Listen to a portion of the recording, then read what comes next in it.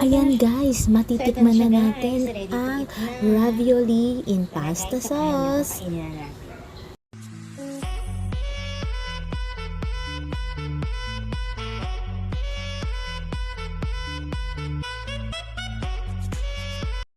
Hi guys! Welcome back to my channel. So for today's vlog, samahan niyo ako guys. Balikan natin yung mga kinakain namin nung bata pa kami ng kapatid ko. At ito nga yung Chef Boyardee Mini Ravioli in Pasta Sauce. Ayan guys, iniinit ko na siya dito ng 3 minutes na galing sa Delata.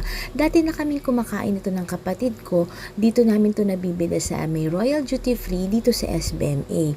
Meron silang iba't ibang variant din. Meron silang spaghetti with meatballs. Meron pa silang ibang pasta. Pero ngayon, gusto kong tikman tong mini ravioli nila kasi na-miss ko nga yung lasa nito. Actually guys, hindi ko na matandaan yung presyo nito. Nabili namin to in dollars pero pwede naman siya makonvert ng peso. Ayan guys, pakuluan lang natin siya hanggang sa magtikan yung kanyang sauce.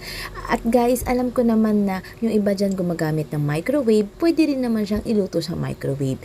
Sana guys, ganun pa rin yung lasa niya, hindi nagbabago kagaya nung mga bata pa kami. So ayan guys, moment of truth, titikman ko na. Medyo mainit-init pa siya guys kasi nga sobrang kakatanggal lang sa pinagsalangan niya.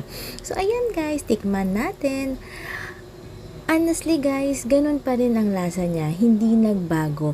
Syempre guys, meron naman na tayo iba pang natitikman na ravioli, pero pwede na rin to kung nagkikrave ka sa pasta at sa klase ng pasta na ravioli, pwede na to. Meron na siyang karne sa loob or beef na nandito sa loob ng pasta. At yung sauce niya guys, ganun pa rin ang lasa, masarap at syempre malinamnam. So ayan guys, kain tayo.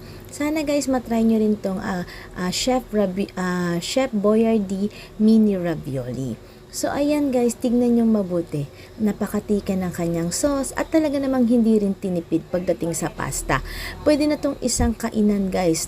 Kahit naghati pa nga kami dito ni Rene kasi gusto niya rin tikman tong mini ravioli. So ayan guys, meron din kayo na-order nito sa mga restaurant. Kapag pumunta kayo, sabihin nyo lang yung pasta na merong karne sa loob. Yun yung ravioli. So ayan guys, I hope na gustuhan nyo na naman yung pinakita ko sa inyo na pagbabalik talo ng mga kinakain ko ng bata pa ako. So don't forget to subscribe!